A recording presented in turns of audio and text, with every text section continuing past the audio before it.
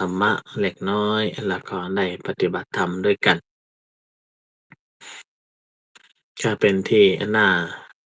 ชื่นอกชื่นใจนะที่พวกเราทุกคนยังมีจิตใจที่จะมาฝึกฝนปฏิบัติอยู่เป็นสม่ำเสมอและก็ไม่ขาดนอกจากจะตัวเองปฏิบัติเราก็ชักจูงให้คนอื่นมาปฏิบัติอยู่เรื่อยๆซึ่งก็ตรงกับคำสอนของพระพุทธเจ้าที่ว่าการปฏิบัติธรรมนั้นไม่ใช่เพียงแค่เอาไว้สำหรับตัวเราควรที่จะแบ่งปันให้คนอื่นด้วยซึ่งจะเป็นผลประโยชน์ที่เราจะได้และคนอื่นก็จะได้ด้วยเช่นกันนะ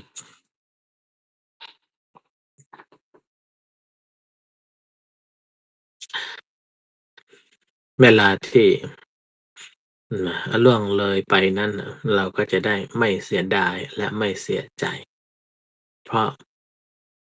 เราก็ได้ปฏิบัติไปในตัวและเราก็เป็นกัลยาณมิตรให้กับคนอื่นด้วยส่วนอาตมาเองที่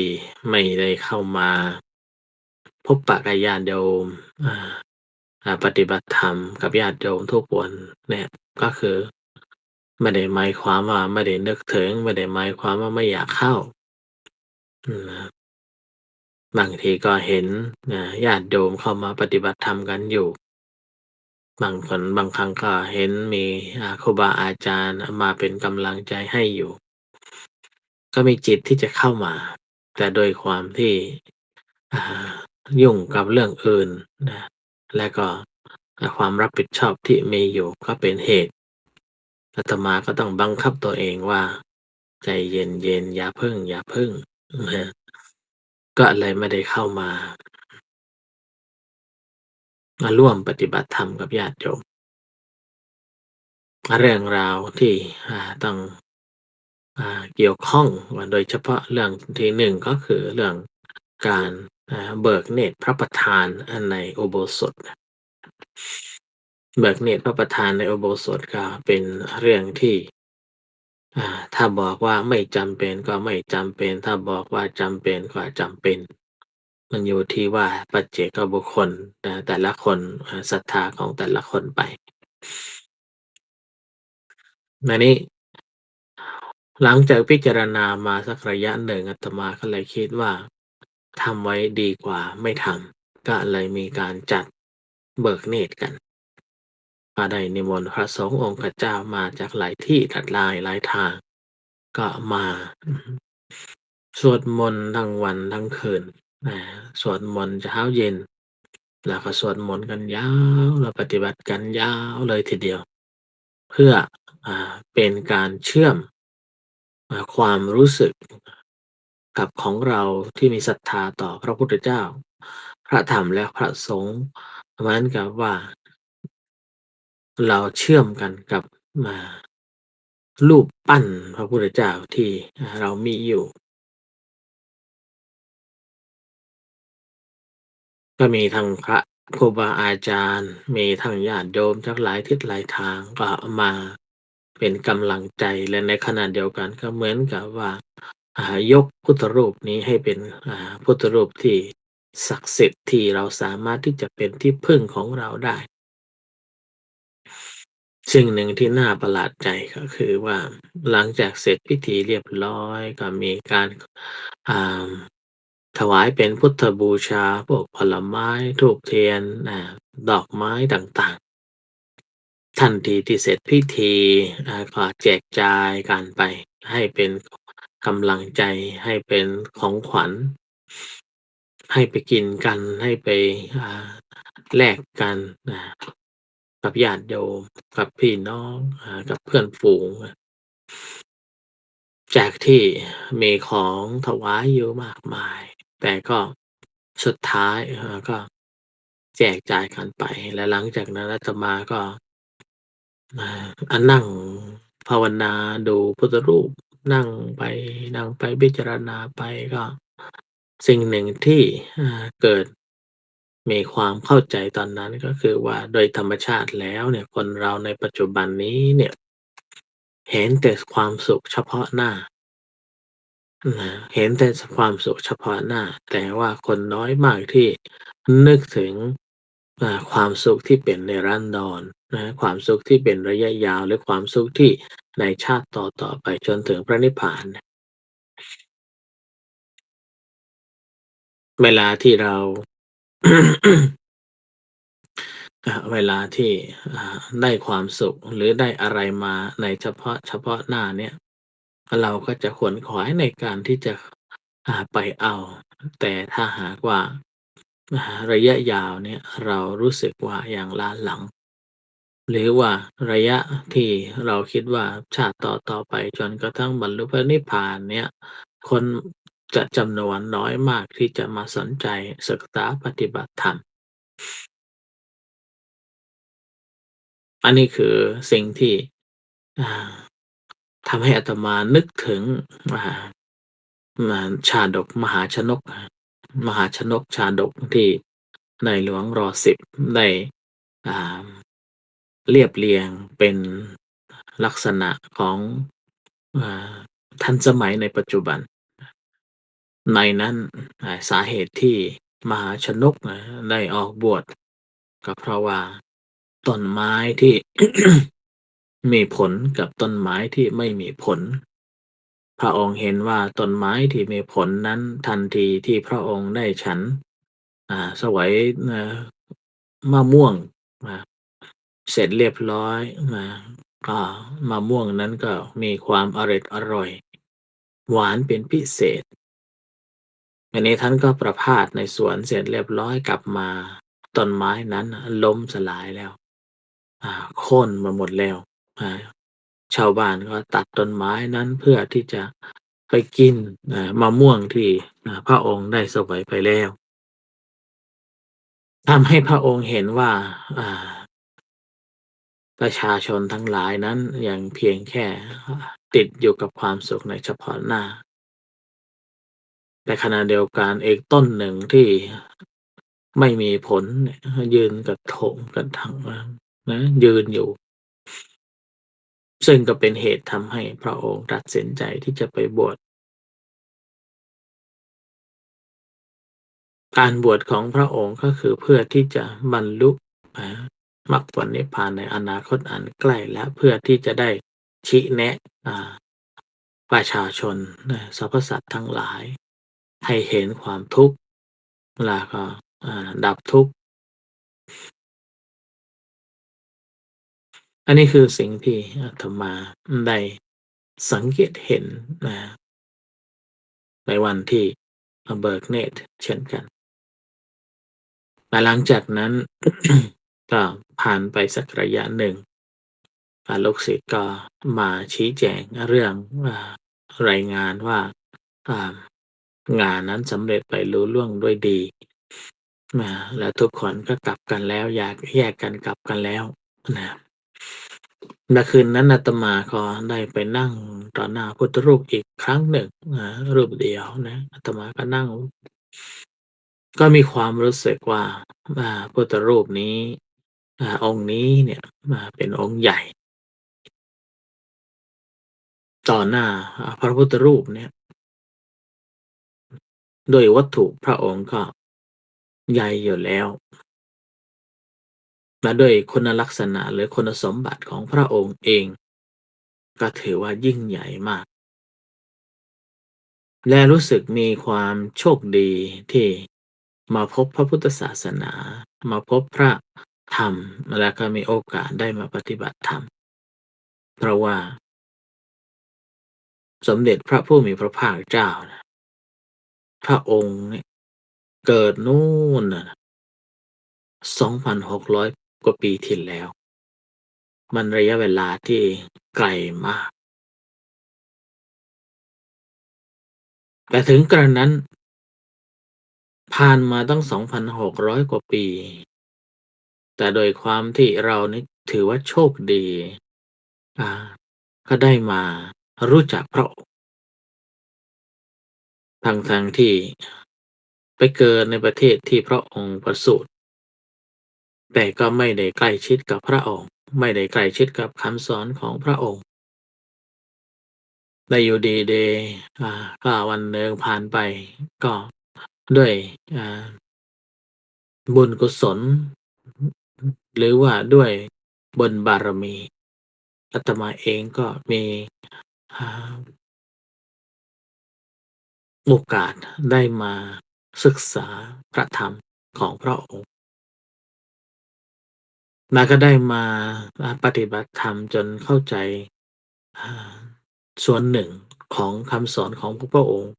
ทำให้มีความรู้สึกว่าชีวิตมีคุณค่าชีวิตมีความหมาย เมื่อน้อมนึกถึงอ่าธรรมะของพระองค์น้อมนึกถึงคุณสมบัติของพระองค์อย่างนี้ที่พระองค์ด้วยเมตตาของท่านอาด้วยกรุณาของท่านที่มีต่อสรรพสัตว์ทั้งหลายให้หลุดพ้นเราก็ได้มีโอกาสได้มาศึกษาปฏิบัติธรรมตามสมควรแก่เวลาของเราเนี่ยก็ถือว่าโชคดีมากก็เกิดรู้สึกแบบปลื้มปีติเกิดขึ้นนะ ปลื้มปีติที่ได้อ่าได้มาพบพระพุทธศาสนาและได้มีโอกาสศึกษานอกจากจะศึกษาแล้วก็ได้ปฏิบัติธรรมด้วยตามสมควรนะตามฐานะที่เราทำได้ไม่ถึงกับอุกฤษไม่ถึงกับซีเรียสจนแบบว่าเอาทางนี้ทางเดียวในท่ามกลางแห่งงานต่างๆก็มีโอกาสมาได้ศึกษาปฏิบัติธรรม เพราะฉะนั้นก็เลยอันนี้คือความรู้สึกปีติที่เกิดขึ้นรอบที่2ทันทีนั้นก็คืออ่าทำให้รู้สึกหัวใจของอาตมานี่ก็ชื่นเบิกบานอ่าและหลังจากนั้นก็นึกถึงบุญกุศลของญาติโยมอ่าจากทั่วโลกที่บริจาคมาเพื่อที่จะสร้างอุโบสถแห่งนี้นะครับก็รู้สึกซาบซึ้งในบุญที่ญาติโยมได้ทำกันมาอาตมาก็เป็นเพียงแค่สะพานบุญในการที่จะสร้างในการที่จะให้มีสถานที่ที่เรียกว่าศาสนสถานที่ผู้คนก็จะมาแสวงบุญมาศึกษาปฏิบัติธรรมไม่นานเราก็จะตายไปแต่สถานที่นี้ก็จะอยู่ไปเรื่อยๆตราบใดที่ยังมีผู้คนที่มีศรัทธาในพระศาสนาผู้มีศรัทธาในการปฏิบัติศึกษาปฏิบัติธรรมบางทีอาจจะเป็นร้อยๆปีก็ได้บุญที่เราได้ทำเอาไว้เล็กน้อยนะครับเท่ากับว่าเราลงทุนเอาไว้ส่วนหนึ่งถึงเราตายไปถึงเราไปจากโลกภพภูมินี้เราก็ยังได้อานิสงส์แต่ละครั้งที่ญาติโยมได้มาใช้สถานที่นี้ก็เกิดมีปิติขึ้นมาอีกรอบหนึ่งก็รู้สึกปลื้มปิติที่ได้มีอ่าส่วนหนึ่งในการที่จะสร้างอุโบสถแห่งนี้หลังจากนั้นตั้งแต่ที่เปิดอุโบสถเปิดอาคารอุโบสถอะนะยังเพราะเรายังพูดว่าเป็นอุโบสถเต็มไม่ได้เนื่องจากว่าเรายังไม่ได้ทำพิธีฝังลูกนิมิตหรือว่าเรียกว่าถักสีมานะ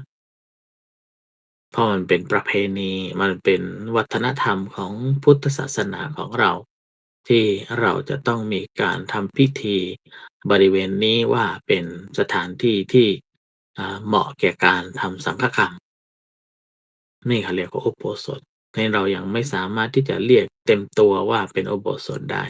ตอนนี้ก็เพียงแค่เป็นอาคารอุโบสถเฉยๆแต่เราได้ทำพิธีเบิกเนตรไปแล้วตั้งแต่นั้นมาเนี่ย ญาติโยมก็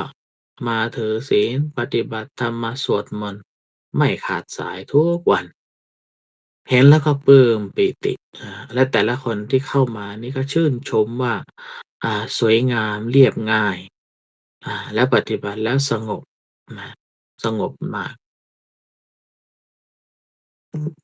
อันนี้ก็คือเป็นสิ่งที่ทำให้รู้สึกว่าคุณค่ากับความเหนื่อยที่เราผ่านมาประมาณ5-6ปีคุณค่ากับสิ่งที่เราลงทุนไปทั้งกายทั้งใจคุณค่ากับที่เราไปขอรับบริจาคจากญาติโยมอืม และสุดท้ายเราก็ได้อ่ามีส่วนหนึ่งในการที่จะทำให้เนี่ยบริเวณนี้เกิดขึ้นเป็นที่ที่ทุกคนได้มีโอกาสมาศึกษาปฏิบัติธรรมทำให้พวกเขาได้เจริญในธรรมได้ศึกษาอ่าตัวตนจิตของตนเข้าใจจิตของตน ยิ่งกว่านั้นก็คือช่วงพรรษาเราก็ได้ทำเนสชินะก็ปฏิบัติกันทั้งคืนนะมันก็ทำให้มีกำลังอีกกำลังหนึ่งทำให้รู้สึกว่าโอ้การปฏิบัติธรรมเนี่ยเราเนี่ยยิ่งทำเนี่ยยิ่งได้จริงๆยิ่งทำเนี่ยยิ่งเข้าใจจริงๆนะและผู้ที่ทำนั้นแหละคือเขารู้ผู้ที่ทำนั้นแหละเขาเข้าใจบุคคลที่ไม่ท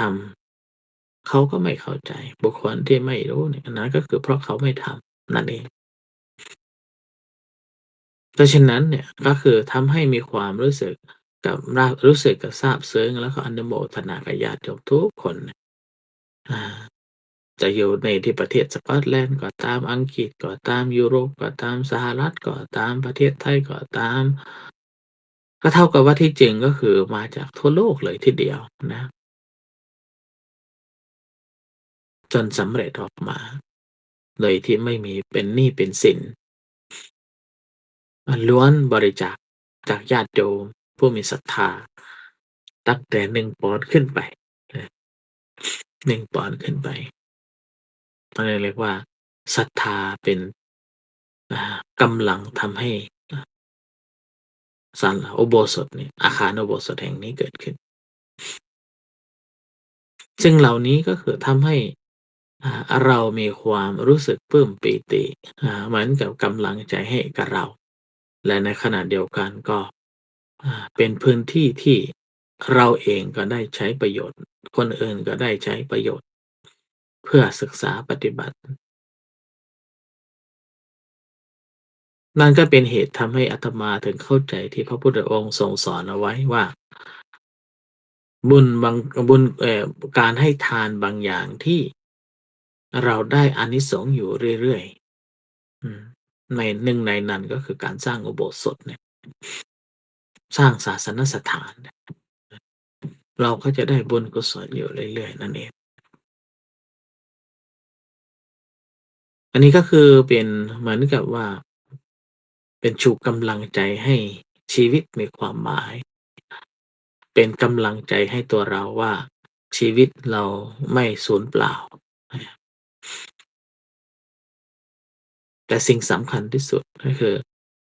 เราก็ต้องมาเข้าใจตัวเราเข้าใจตัวตนอืม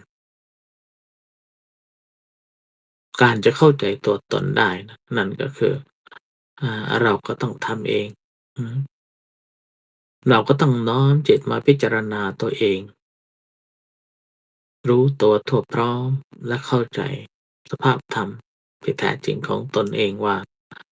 ความจริงแล้วชีวิตนี้ไม่ใช่ชีวิตสุดท้ายไม่ใช่ชาติสุดท้ายเราก็ต้องมาเวียนว่ายตายเกิดแน่นอนการเวียนว่ายตายเกิดของเรานั้นเราก็ไม่สูญเสียเราก็จะไปในที่ที่ดีแน่นอนไปที่ที่เจอกัลยาณมิตรอ่าแน่นอนเพราะเราได้สังสมมาเรื่อยๆและสุดท้ายเราก็ มีเหตุปัจจัยที่จะให้มาเจอกัลยาณชนและกัลยาณธรรมซึ่งจะนำเราไปสู่อ่ามรรคผลนิพพานในอนาคตได้เพราะฉะนั้นก็อนุโมทนากับญาติโยมอันนี้เรื่องราวนี้ก็คือเอามาเล่าให้ฟัง เรื่องของการสร้างอุโบสถนั่นเองอ่ารวมทั้งหมดก็ประมาณ200,000ปอนด์ตามที่ได้คำนวณเอาไว้อ่าก็มีต่อเติมเสริมเพิ่มช่วงเวลาที่เราสร้างก็มีบ้างแต่ว่าก็ไม่บานปลายก็ไม่บานปลายก็สำเร็จจนได้แล้วก็ไม่มีหนี้สิน ก็ทำให้เบานะอันนี้ก็คือเหตุหนึ่งที่อาตมาไม่ได้เข้ามาพบปะกับญาติโยมนะมาปฏิบัติธรรมกับญาติโยมเป็นเวลาระยะหนึ่งบวกกับงานการศึกษานะครับที่คิดว่าน่าจะสำเร็จในอ่าเดือน2เดือนนี้เนี่ยมันก็มีหลายสาเหตุในการศึกษานี่ก็เช่นกันเนื่องจากว่าสร้างอุโบสถอยู่ก็เลยไม่ได้ตั้งใจที่จะไปทำกิจอย่างอื่น มันก็ทำให้ล่าช้าอ่าแต่ในขณะเดียวกันก็คือใช้จ่ายก็เพิ่มแต่อย่างไรก็ตามด้านการศึกษาอ่าก็ใกล้จะจบแล้วหลังจากนั้นก็คงมีโอกาสมีเยอะมากขึ้นในการมาศึกษาปฏิบัติธรรม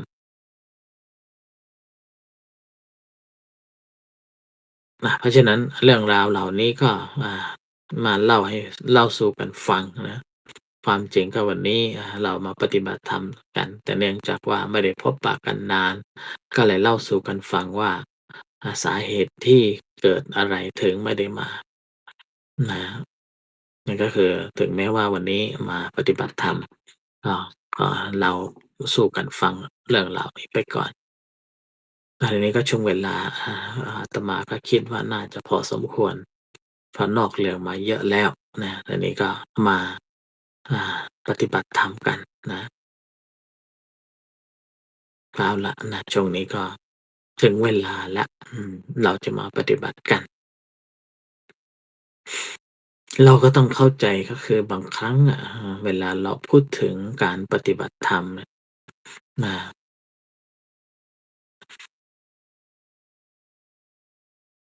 ก็มีประโยชน์เหมือนกันนะแต่บางครั้งก็มีอุปสรรคนะบางครั้งก็การอุปสรรคเนี่ย นั่นก็คือเนื่องจากว่าวิธีที่ดีที่สุดในการแก้ปัญหานั่นก็คือลงมือปฏิบัติธรรมอืมเพราะว่าเมื่อเราพูดถึงการปฏิบัติธรรมเนี่ยเราอาจจะเริ่มหลงไปในเรื่องนามธรรมบ้างรูปธรรมบ้างหรือว่าลืมไปว่าจุดมุ่งหมายของการปฏิบัติธรรมนั้นน่ะคืออ่าเข้ามานะอืม ฟังธรรมะหรือเข้ามาฟังคำแนะนำความจริงแล้วเนี่ยก็คืออ่าการปฏิบัติธรรมนั้นจี้ไปที่จิตของเราที่เราเห็นอารมณ์ต่างๆที่มันเกิดขึ้นนะหรือพูดง่ายๆก็คือจี้เข้าจี้เข้ามาอย่างหัวใจของเราเอง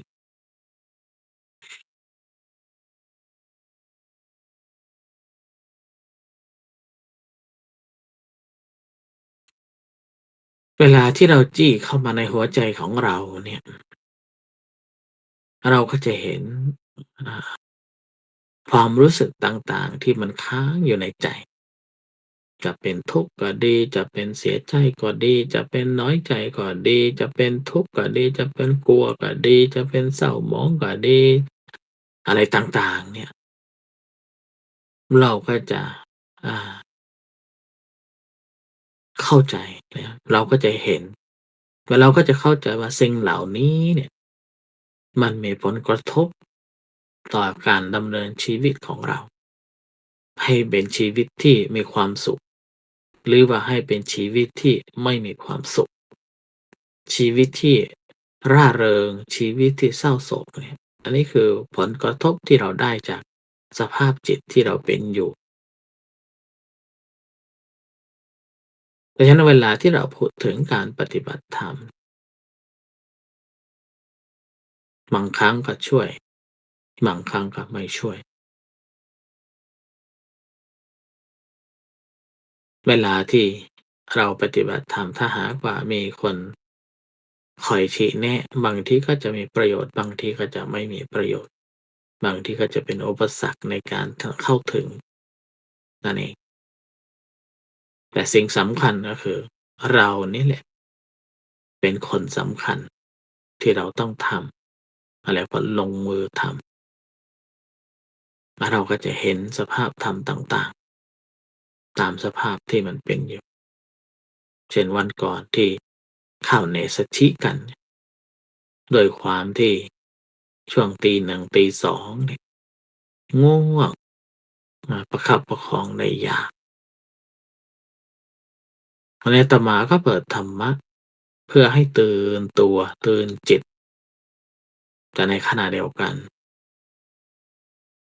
ก็เป็นธรรมะที่รบกวนจิตใจของการปฏิบัติธรรมของคนอื่น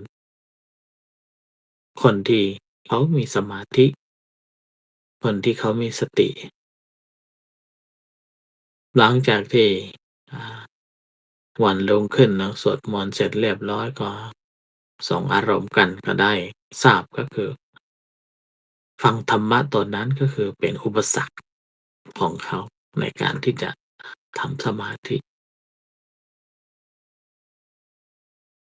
ดังนั้นแต่ละคนจุดมุ่งหมายแต่ละคนเนี่ยจะไม่เหมือนกันแต่สิ่งสำคัญก็คือเราต้องลงมือทำและมีสติคอยกำกับดูแลอันนี้แหละเรียกว่าเราลงมือทำจริงๆทำจริงๆเพราะฉะนั้นเวลาที่เรานั่งอยู่นี้บางทีก็อยากจะมีสักคนหนึ่งค่อยเอาเรื่องราวต่างๆสภาวะต่างๆมาเล่าให้ฟังเพื่อเราก็จะได้คล้อยตามใจเราก็จะหยุดไปหยุดไปหยุดไปเกิดความสงบเพิ่มขึ้นเพิ่มขึ้นเกิดศรัทธาต่อบุคคลที่กำลังแสดงธรรมมากขึ้นมากขึ้นก็ได้เหมือนกัน ในขณะเดียวกันถ้าหากว่าสติของเรากำลัง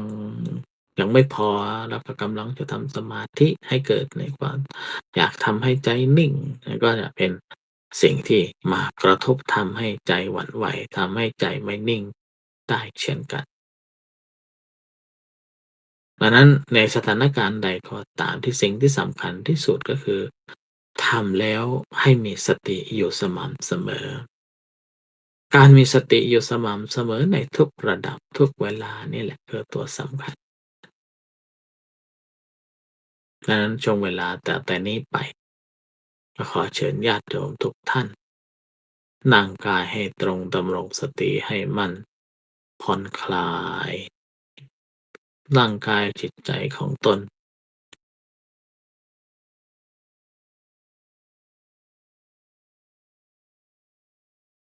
วางธุระหน้าที่การงานที่เรารับผิดชอบช่วงเวลานี้ก็ประมาณ20นาทีเนี้ยเราก็มอบให้กับตนเองนะเพื่อเข้าใจตัวตนที่แท้จริง รู้สึกตัวทั่วพร้อมและกำหนดรู้สภาพธรรมที่มันเกิดขึ้นในปัจจุบันขณะอะไรก็ตามเราก็กำหนดไปเรื่อยๆการกำหนดนั้นก็คือไม่ยึดติดแล้วก็ไม่มีโทสะจิตในอารมณ์ไหนก็ตามที่เกิดขึ้นมีแต่เพียงแค่สิ่งที่ถูกกับสิ่งที่ถูกรู้มีแค่2อย่างก็กำหนดไปเรื่อยๆจนกระทั่งพอสมควรแก่เวลานะ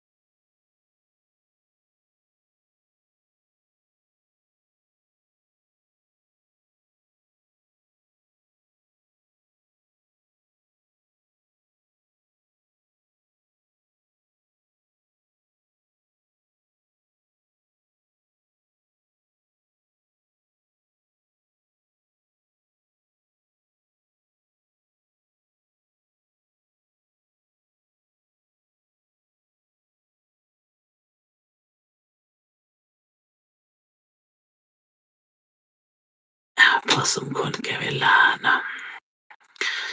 สัพเพบุตตาปะละปัตตา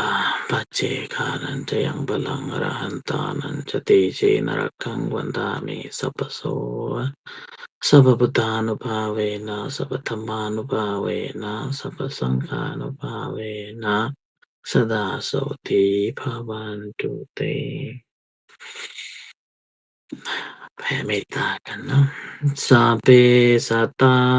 สัตว์ทั้งหลายที่เป็นเพื่อนตัวเกิดแก่เจ็บตายด้วยกันทั้งหมดทั้งสิ้นอาเวราหุนตัวจงเป็นสุขเถิดอย่าได้มีเวรแก่กันและกันเลยอาพยาปชาหุนตัวจงเป็นสุขเถิดอย่าได้พยาบาทเบียดเบียนซึ่งกันและกันเลยอานิฆาหุนตัวจงเป็นสุขเถิดอย่าได้มีความทุกข์กายทุกข์ใจเลยสุขีอัตานังปริหารันตุจงมีความสุขกายสุขใจรักษาตนให้พ้นจากทุกภัยทั้งสิ้นเถิดไหว้พระกันนะอะระหังสัมมาสัมพุทโธภะคะวาพุทธังภะคะวันตังอภิวาเทมิสวากขาโตภะคะวะตาธัมโมธัมมังนัมสสามิสุปฏิปันโนภะคะวะโตสาวกสังโฆสังฆังนามามิอนุโมทนาบุญกับญาติโยมทุกท่านทุกคนนะขอให้ทุกท่านจงมีแต่ความสุขความเจริญสมดังปรารถนาที่เป็นธรรมทุกประการเทอญสาธุ